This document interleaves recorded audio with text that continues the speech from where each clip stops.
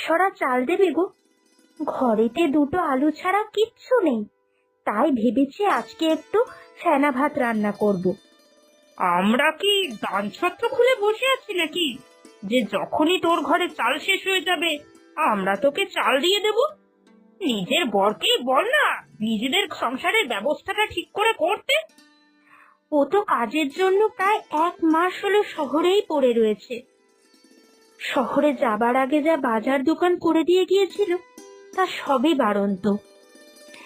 তোমরা আমায় একটু সাহায্য করো, ও শহর থেকে ফিরে আসলে আমি তোমাদের সমস্ত দেনা শোধ করে দেব।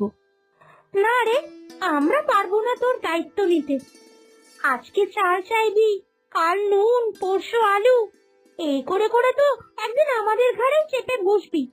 উটকো ঝামেলা ঘাড়ে নিতে কেই বা চায় বল? শোন ছোট, আজকে তোকে আমি একটা পরিষ্কার